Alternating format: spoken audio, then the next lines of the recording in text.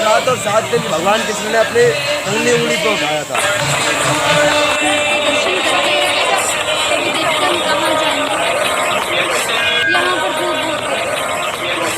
ऐसा मेरे पीछे देख रहे हो ना, सारा गोवर्धन पर्वत है।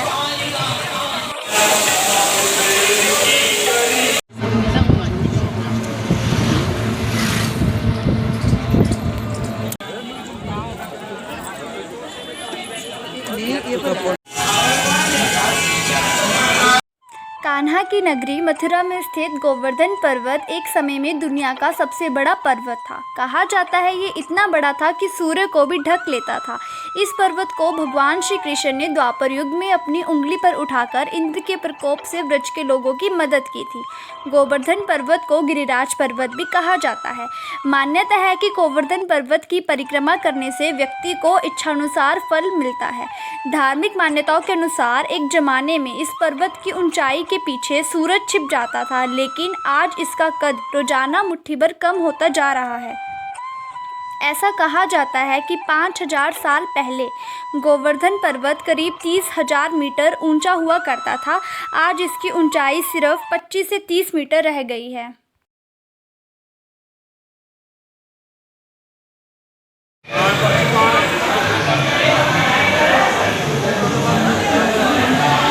गोवर्धन पर्वत है। ये गोवर्धन पर्वत कंगनी उंगली पर 7 रात और 7 दिन भगवान कृष्ण ने अपने कंगनी उंगली पर उठाया था। 7 रात और 7 दिन उठाया भगवान ने। ये गोवर्धन पर्वत एक इसका 21 किलोमीटर का परिक्रमा और 21 किलोमीटर में फैला हुआ है। ये सारा है ना गोवर्धन पर्वत है। मंदिर सेवा अधिकारी ललित तिवारी मेरा नाम है। आगे दर्शन कराते हो।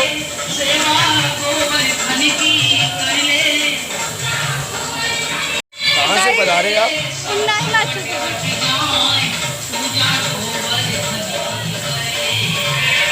तो गाइस हम लोग आए थे गोवर्धन पर्वत में, और आप जो मेरे पीछे देख रहे हैं ये सारा गोवर्धन पर्वत है।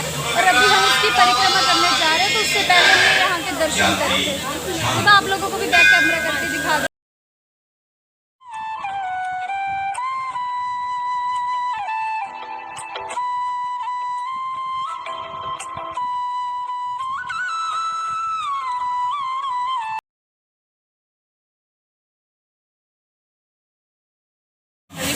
पॉलीथीन का प्रयोग वर्जित है, इसलिए पॉलीथीन का प्रयोग न करें। तो गाइस वहाँ पर टेंपल और ये सारा गोवर्धन पर्वत है, ये बहुत ही बड़ा फैला हुआ है।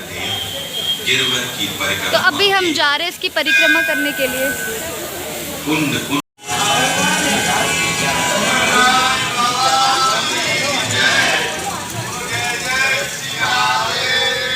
11 किलोमीटर की इसकी परिक्रमा है, तो अभी हम वो करने जा रहे हैं।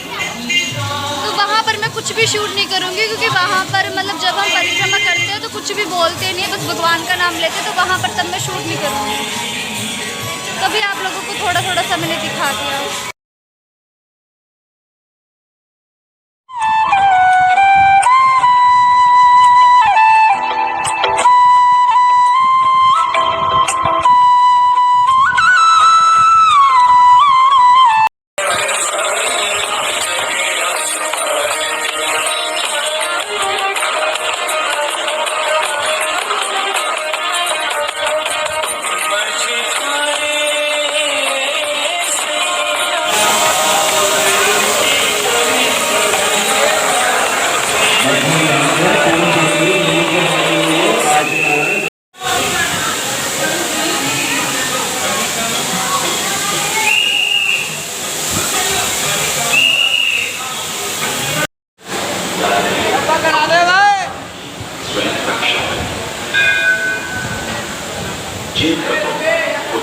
से सावधान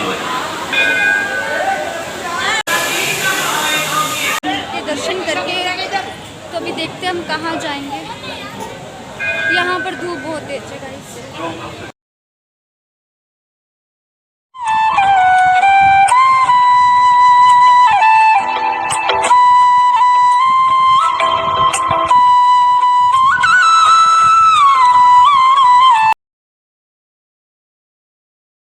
मथुरा नगरी से लगभग 26 किलोमीटर दूर गोवर्धन परिक्रमा में राधा कुंड स्थित है, जो कि परिक्रमा का प्रमुख पड़ाव है। कहा जाता है कि श्री राधा जी ने इस कुंड को अपने कंगन से खोदा था, इसलिए इसे कंगन कुंड भी कहा जाता है। राधा कुंड के बारे में मान्यता है कि जब कंस श्री कृष्ण का वध करना चाहता था तो उसने अष्टासुर राक्षस को भेजा था, जिसने बछड़े का रूप बनाकर श्री कृष्ण की गांव में शामिल हो गया और बाल ग्वालों को मारने लगा। श्री कृष्ण ने बछड़े के रूप में छिपे राक्षस को पहचान लिया और उसे पकड़कर जमीन पर पटक कर मार दिया। ये देखकर राधा ने श्री कृष्ण से कहा कि उन्हें गौ हत्या का पाप लग गया और इस पाप की मुक्ति के लिए उन्हें सभी तीर्थों के दर्शन करने चाहिए। श्री कृष्ण इस विनती को सुनकर हंसे। जिस जगह पर वह खड़े थे वहाँ जोर से पैर पटका। राधा द्वारा बताई गई सारी नदियाँ वहाँ पर उत्पन्न हो गई और वहाँ पर कुंड बन गया। भगवान श्री कृष्ण ने स्नान किया और उस कुंड को श्याम कुंड अथवा कृष्ण कुंड भी कहते हैं। कृष्ण के इस तरह शक्ति प्रदर्शन से राधा जी क्रोधित हो गई। उन्होंने अपनी सहेलियों गोपियों के साथ मिलकर अपनी चूड़ियों की मदद से एक गड्ढा खोदा और उसमें मानसी गंगा का पानी भर दिया। इस तरह गोवर्धन के पास विशाल झील राधा कुंड का निर्माण हुआ। सो गाइस, मैं बरसाना और नंद गांव से वापस आ चुकी थी एंड अभी हम लोग बरसाना की गलियां घूम रहे हैं रात को और हवा भी काफ़ी अच्छी सी चल रही है। थोड़ी सी लाइटिंग की दिक्कत है तो अभी मैं वृंदावन की गलियों में घूम रही हूँ तो मुझे बहुत ही अच्छा लग रहा है।